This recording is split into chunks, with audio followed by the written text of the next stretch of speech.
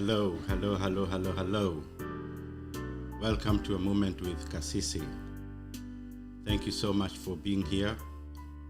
In today's broadcast, we continue with our Bible study on the question about self-awareness and more so not reacting or not allowing other people's negative emotions or pain influence how you think, how you act, and how you live your own life.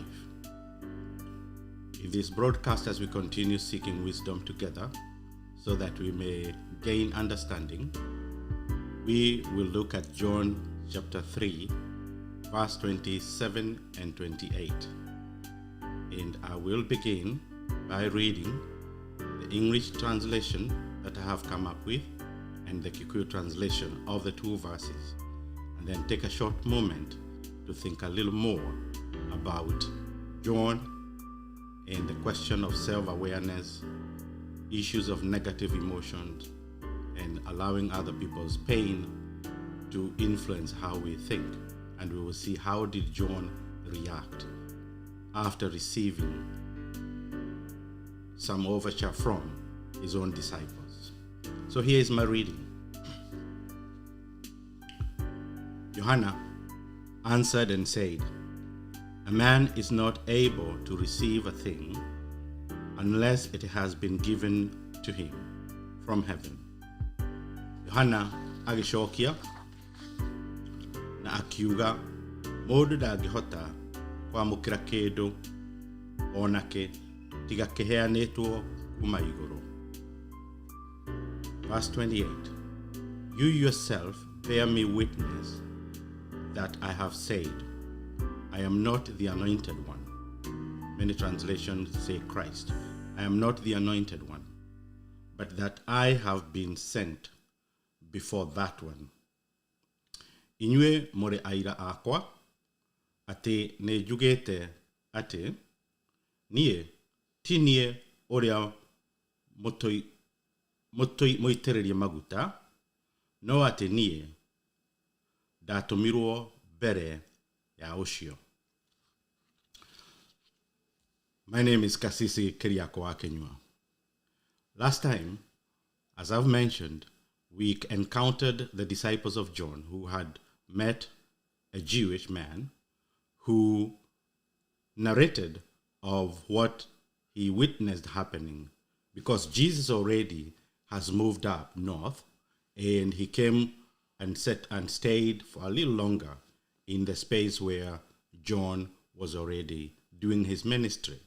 And so this Jewish man came over and talked with some of the disciples and engaged them, transferred his negative emotions onto the disciples, and the disciples received the emotions and the pain of this Jewish man who felt threatened by, what Jesus was doing. And immediately they went to John. But as I mentioned last time, we need to see further how John, the baptizing one, reacted to the situation.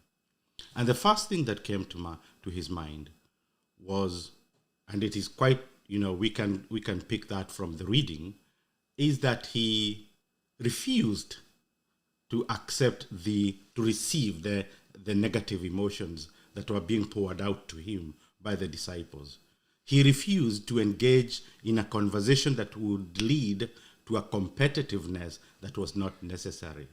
He refused to receive the pain of anyone who was feeling threatened by the presence of Jesus Christ.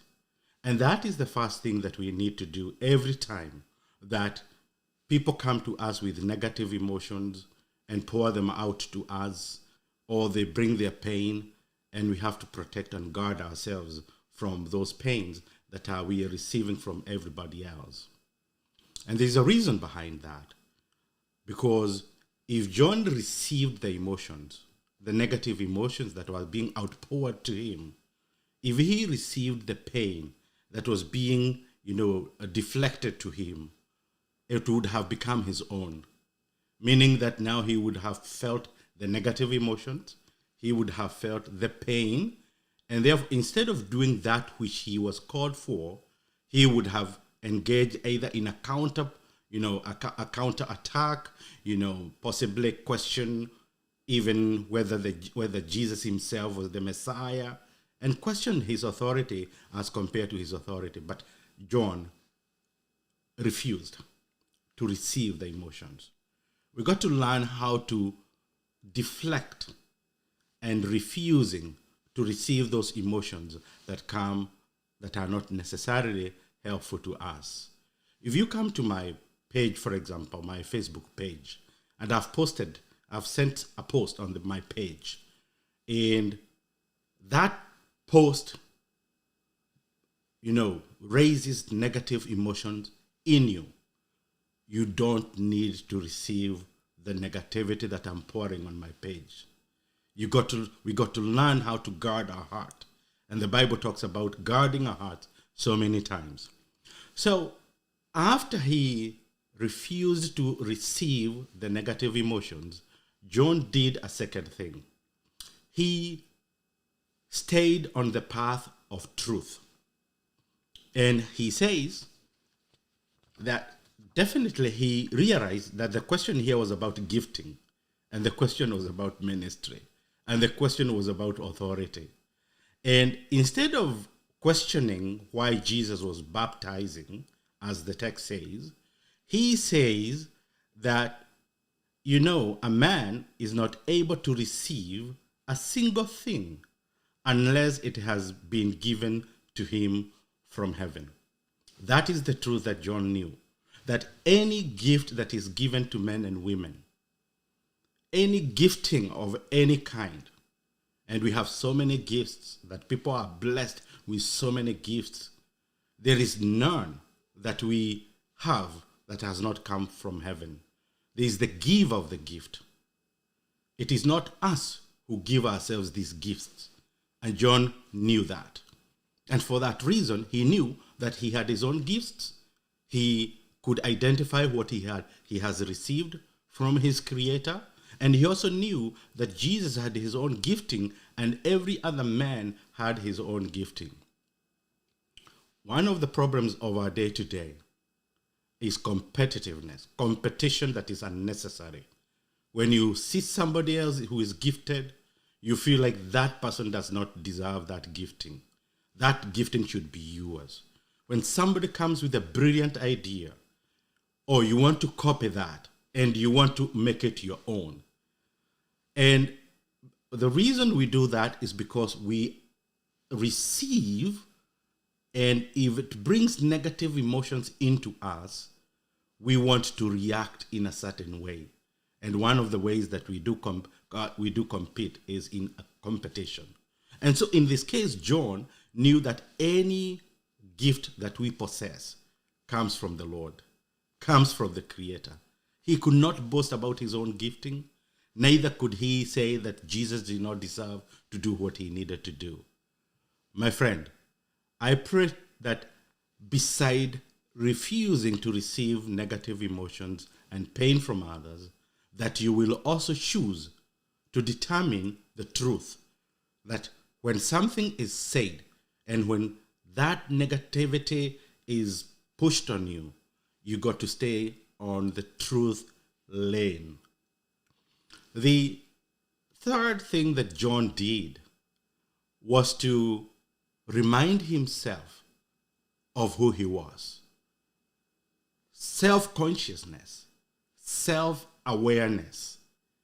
And he reminded himself of the things that he had already spoken in John chapter 1. And that is what he tells his disciples. Almost like, you want me to take up that? No, I cannot. Because I know who I am. And this is what he says about himself. You yourself, you who is trying to put the negative pain upon me, bear me witness that I have said it. I am not the anointed one. I am not the anointed one. Of course, most of us would want to take the glory, all the power and glory, isn't it? We have had many individuals claiming to be the Christ, claiming to have received more power than Christ himself, and they know what they want to do with that claim. But John, who had the capacity, because remember, in John chapter 1, it says very clearly that as Jesus was sent, John was also sent by God. So he could have claimed that equality. He could have claimed to be, he's no different from me. I might even be better than him. But John said, remember. He went back to John chapter 1 and he told them, remember, I know that I am not the anointed one. But here is my calling. He specifically mentioned 8. Here is my calling. I have been sent. I'm a sent one. And I was sent before him. That's what he said. That one. He says, before that one. The one you're trying to tell me about. I was sent before him with a specific mission. And John has already talked about his mission. To be a witness to the Christ. And the whole book of John is about the witnessing of the coming of the Messiah. And Jesus himself revealing what I've been calling self-revelatory of Jesus, is revealing himself, not as just the Son of God, but also as the Messiah. And John successfully was able to push back. And he was able to do the right thing. And in the end, was not attracted to negative competition, to things that would, that would kind of dissuade him from doing what he was doing, or, take him out of the path of his calling. We all have a purpose in life. God has designated specific things that we need to do, but we got to learn to be self-aware. We got to train ourselves to get to that height of self-awareness where nothing can distract you from achieving the goal that the Lord has sent you. Even when they're doing greater things than what you have been called, you stay the course. Even though they might be more intelligent than you are, you stay the course. Even though they might be eloquent more than you are, you stay the course. Even though their faith might be stronger than you are, you stay the course. If they are well blessed with material wealth and you are not, you stay the course. You do not allow these things to take you out of the path of your own calling. And this strong sense of self-awareness will help you do the 3 things that John did. First, he refused to own negative emotions from others. He refused to take up negative pain from others. Secondly, he knew his gifting. And he knew that every gift comes from the Lord. And therefore, he could not desire that. Rather than he embraced his own gifting. And thirdly, in his self-awareness, he did very clearly let the disciples know, I am not the one. That is not my goal. That is not my purpose. That is not my calling. That is not what I'm made to be. This is who I am. And once he get to that, definitely he won the game. One of the ancient philosophers, Socrates, went around the city of Athens, reminding people to be self-conscious. And he talked about knowing thyself. And he was known for that. Preaching about man, know thyself. Self-awareness means that we have to learn to know ourselves. May the Lord bless you. May the Lord keep you. May the Lord encourage you to know what God has invited you to be in your life, so that you may stay on your lane as you pursue the purposes of God without competition, without anger, without jealousy, without all those negative things that would come because others are inviting us to that kind of life. May we receive the grace and peace of God as we continue. And I thank you so much for being here. And I want to trust that the Lord will continue keeping you until we meet next time. In the meantime, be blessed and look upon Christ, not upon what people are saying about you or they want you to receive, but believe in yourself and let self-awareness of Christ, your self-awareness that lead you to the goal and the calling that you have in Jesus Christ. Until we meet again, may the Lord bless you, and shalom.